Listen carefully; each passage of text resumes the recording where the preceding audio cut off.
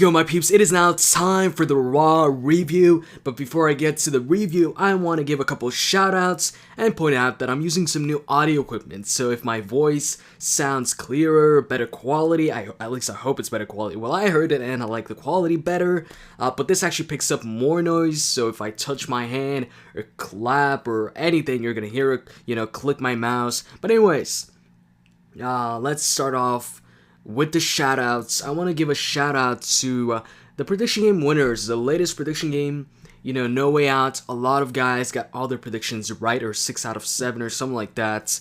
So I'm going to give those guys a shout out. So let's start this. First off, you've got Noobs Gaming. And then you got Mr. Youngblood 209. Afterwards, you got Dumb Mr. Cool 54321, and then you've got Grubbiest Kebab and Eyeballer Maro 4L or 4I. I think that's an L. And then you've got 07 Jordy. So those are all the prediction game winners, and I'll put all of your links in the description box. You guys can go check them out. And if you like what you see on their channel or their videos or whatever, subscribe to them. So anyways, let's start the Raw review. I know I missed the past 2 Raw reviews, but I'm back right now, so let's do this. So first of all, you had John Cena kicking off the show, and he did the same stuff. He came out saying that, hey, after last week when Big Show attacked me, I could have, gotten mad. I could have come out here and be angry. He always says that, after losing a match. Oh, I could be here angry and stuff, but, he isn't. Instead, he's always smiling and blah, blah, blah. So, yeah, he talks about that and says he's gonna win the Money in the Bank briefcase and become the new WWE champion. And then we start hearing yes, yes, yes. And then Daniel Bryan comes out, he keeps chanting yes, yes, yes.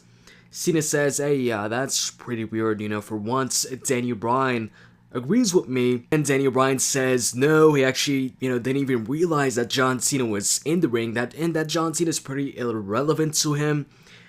And he goes on to say that actually John Cena might be relevant to him come Money in the Bank, because Daniel Bryan says he's gonna win the championship, and if John Cena wins the Money in the Bank, then John Cena will be known as the first guy to cash in that briefcase, but lose. John Cena says, well, I know at least one guy that disagrees with you, meaning him. But then CM Punk comes out and he says, John, you're not the only one that disagrees with Daniel Bryan, and he says he disagrees, I guess. I think he says no, or something like that. I don't know, he says he disagrees that Daniel Bryan, will become WWE champion, I guess. And afterwards, Chris Jericho comes out, and that's when it starts getting entertaining. But for a short time, he comes out, and before he came out, Punk was using Daniel Bryan's yes line. So Chris Jericho tells CM Punk to get his own line and stop copying others, and tells Daniel Bryan to not worry about CM Punk and all these other guys that copy, your catchphrase, because, CM Punk copied, I guess, Chris Jericho with the whole best in the world thing. And Jericho then tells Daniel Bryan to stop just using one catchphrase and have, multiple of them, a bunch of them. And then he starts using every single one of his catchphrases. Bryan tells Jericho, nobody asked you to come out here, or something like that. And then Chris Jericho says, would you please shut the hell up? So that's one catchphrase. And then he, welcomes the crowd to Raw is Jericho, so that's another catchphrase. And then he says, the guys in this ring will never ever be the same again, so that's another catchphrase. And I'm not sure if he said another catchphrase or not, but yeah, he said a bunch. So he said basically every single one of his catchphrases, apart from the do you understand what I am saying to you right now, and I am the best in the world at everything I do. I guess he stopped saying that because of the whole CM Punk feud and CM Punk winning like every single match and Jericho not winning any, but whatever. Then afterwards, Jericho says he's gonna become the new champion, and nobody's gonna tell him otherwise. And then Kane comes out. Once he comes out, he just takes the microphone off Jericho and says otherwise. That's all he says before Big Show comes out, and then it just goes all downhill from there. Big Show comes out. Daniel Bryan attacks John Cena from behind. They all brawl. And at the end, you have Kane and Big Show brawling, fighting. And Big Show gets the upper hand and takes out Kane and just leaves. Once Big Show came out, it just, like I said, it went downhill. So after that segment was over, you had... I'll let you guys guess what type of match it was. Now keep in mind who the general manager is. Keep in mind who's the general manager for Raw tonight, or who was the general manager for Raw tonight and tomorrow on SmackDown. Come on, I'll give you a few seconds, a few seconds on the comment section. Type it in right now. What type of matchup was it? Alright, time's up. It was a tag team match. What do you expect, playa? It's Teddy Long. Teddy Long's in charge. And did I mention the main event? They announced the main event was going to be Chris Jericho and Daniel Bryan teaming up against John Cena and CM Punk. So that's another tag team match. So 2 tag team matches are already announced or taking place on Raw with Teddy Long in charge. Teddy Long going hard with the tag team matches player. So the tag team match wasn't your normal 2-on-2 tag team match. It was an 8-man tag team match, I believe. Well, it involved Cody teaming up with David Otunga and the primetime players Titus O'Neil and Darren Young versus Santino, Christian, and Kofi and R-Truth. R-Truth returned. I guess his foot is healed now. It was a quick tag team match. It didn't last too long. And primetime players Titus O'Neil and Darren Young ditched Cody Rhodes and David Otunga at some point. They just left with Abraham Washington. He told them to leave. And then Cody ditched David Otunga because he's still mad at him for the loss they had on SmackDown, the tag team loss they had. So, basically everybody ditched David Otunga. So it ended up being a 4-on-1 match where the 4 guys are faces and that one guy is a heel. So 4 faces teaming up against 1 heel. Anyways, this match actually had some interference. Funkasaurus came out and he came out to distract David Otunga. When David Otunga was left alone, he got out of the ring, but then somebody put him back in the ring. I think, it was Christian putting him back in the ring. Then he got back outside, but then Kofi and R-Truth got him back in the ring. Then he got outside once again, but this time Funkasaurus threw him back in the ring, so Santino hit the Cobra for the victory. And so your winning team is Kofi, R-Truth, Christian, and Santino.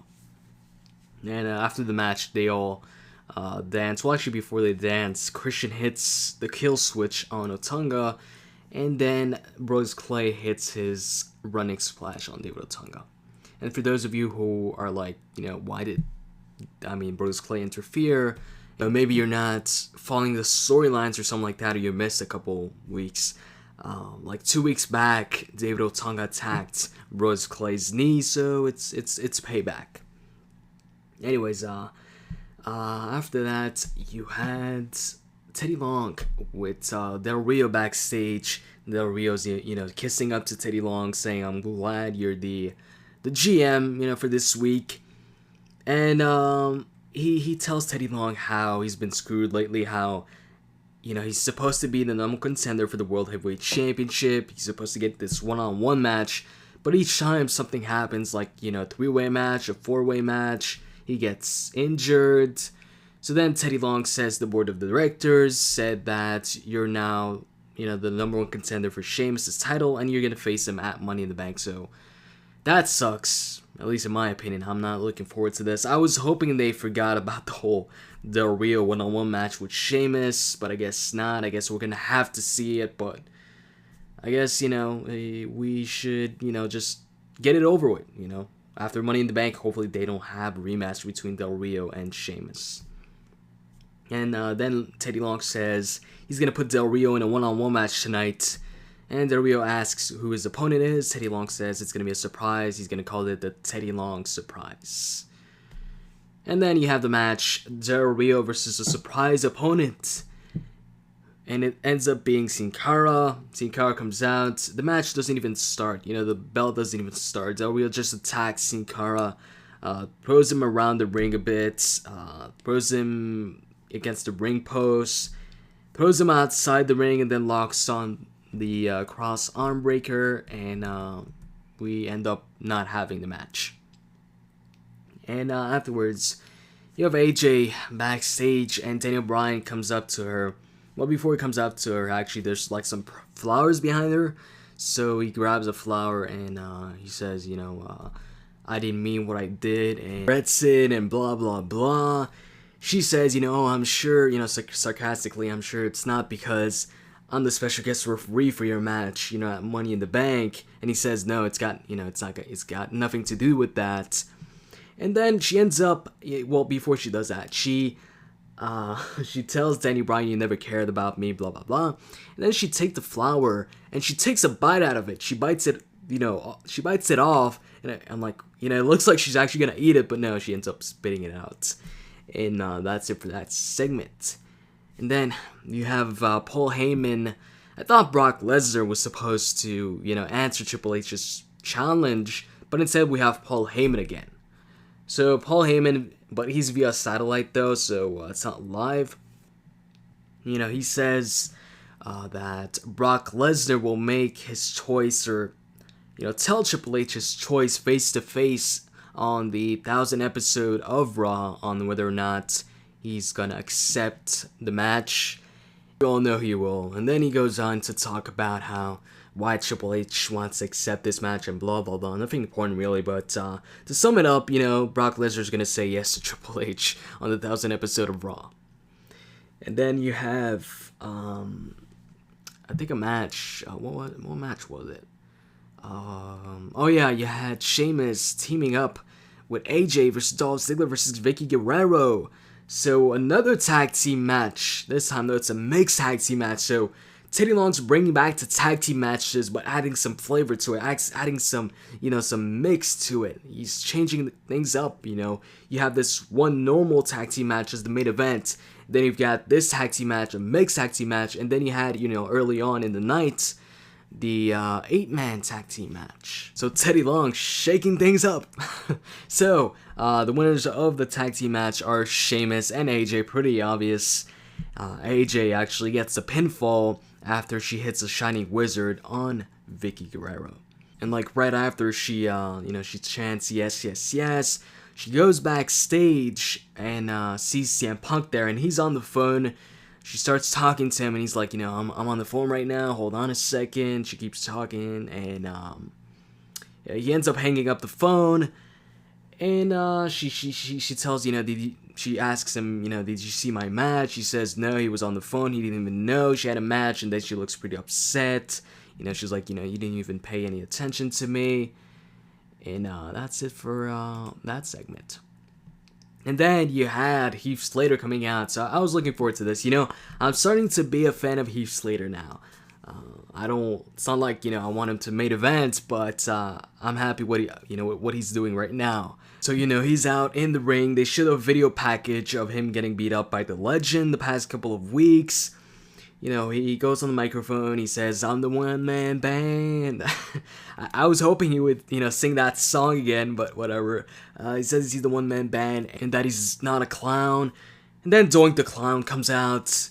They have, a quick little match, and actually Heath Slater wins the match. So that was unexpected. He wins the match, and then he's all happy, but then right after, DDP's entrance music hits, he comes out, and he hits the diamond cutter on Heath Slater, and then his music hits and he leaves again. So that was pretty cool, the DDP part, not the Doink the Clown part.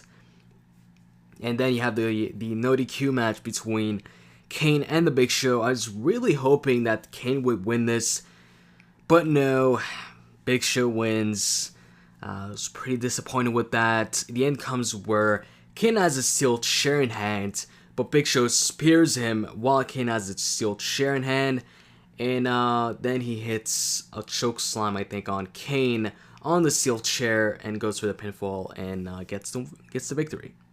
So Big Show is pretty much on a roll. It just sucks that they use Kane to put over Big Show in this match. And then you have Teddy Long with Eve backstage. She tries, kissing up to him, but Teddy Long has none of it, player. And he gives her, one of those name tag things that she gave Teddy Long when she was the executive administrator. And then he just leaves, and then Eve sees AJ. She, talks trash to her a little bit. And AJ says, Eve, you always look for attention, blah, blah, blah. I'll show you and I'll show everybody how you get attention tonight. No, actually, she doesn't say it tonight. She just says she'll show everybody how to get attention. And, yeah. So, afterwards, Tyson Kidd versus Tensai. So, I was like, okay, this is going to be another Fat Tensai squash match where Tensai wins. But no, actually it was a very, very quick match, the quickest match of the night. It started off with Tensai dominating for a couple seconds in the corner, and then Tyson Kidd rolls up Tensai and gets the victory. So 2 big wins for Tyson Kidd in a row, one on SmackDown where he qualified for the Money in the Bank, and now against Tensai. I wonder where this is going for Tyson Kidd. Things are looking good for Tyson Kidd now. I mean, it's only 2 victories, so it's only 2 victories, so I shouldn't get ahead of myself. But I wonder where this is going. Is he gonna get another big victory tomorrow on SmackDown or Raw the next week? I don't know. Is he gonna win Money in the Bank? I don't know. Actually, I don't think so. Anyways, Tyson Kidd wins, and then Tensai rages. He's mad, so he starts beating the shit out of Sakamoto again. And afterwards, you have Chris Jericho backstage. Daniel Bryan comes up to him and he tells Jericho, I hope you're not wearing this stupid jacket, to the ring tonight. And then Jericho goes on to bash Daniel Bryan's jacket. And then Daniel Bryan says, he keeps saying yes, yes, yes. And then Jericho says, please stop saying that. But then he gives in and he starts saying his catchphrases as well. Daniel Bryan keeps shouting yes. And then when Daniel Bryan says yes, Chris Jericho says ever. And then Daniel Bryan says yes, Chris Jericho says ever again. It was a funny segment. Go check it out. So I'm pretty sure it's going to be on WWE.com or something like that. They're probably going to put it up. It was a short but fun segment. And then you actually have the tag team match between CM Punk and teaming up with John Cena versus Daniel Bryan and Chris Jericho. It was actually, I'd say, the best match of the night. And actually, the ending was pretty interesting. You had CM Punk and Daniel Bryan in the ring as the legal guys, and then Jericho, interferes when CM Punk's about to get the pinfall, or actually the submission. He had the Anaconda Vice Lock then, but then John Cena starts beating up on Chris Jericho, and they go up the ramp and go backstage and continue fighting. While they do that, CM Punk and Daniel Bryan keep fighting, and then AJ comes out. I guess this is what she was talking about earlier today when she says, she's going to show everybody how to get attention. She comes out, she does the usual. She goes around the ring, and nobody pays attention to her. Daniel Bryan, CM Punk, they don't pay attention to her. They keep fighting as if, she's not there. And they eventually, hit a double crossbody or a double clothesline, so they're both down. And then AJ looks, under the ring. She grabs a table and she sets it up. Then once she sets the table up, she goes up the steel steps, climbs the turnbuckle, and it looks like she's gonna jump. But then Daniel Bryan stops her. Daniel Bryan gets out of the ring and he tells her don't jump. And then CM Punk gets up too. He gets on the apron and then gets on the turnbuckle and tells AJ to not jump. And then AJ kisses CM Punk and then she pushes CM Punk. CM Punk falls onto Daniel Bryan, and they both fall onto the table that's, crashing into the table, and they're out. And then AJ smiles, and then starts chanting, yes, yes, yes, just like Daniel Bryan, and that ends the show. So, pretty interesting ending. What's going to happen? Is AJ going to align herself with CM Punk? Daniel Bryan, does she not care for any of them now? Is she gonna screw one of them, out of the title picture? I don't know.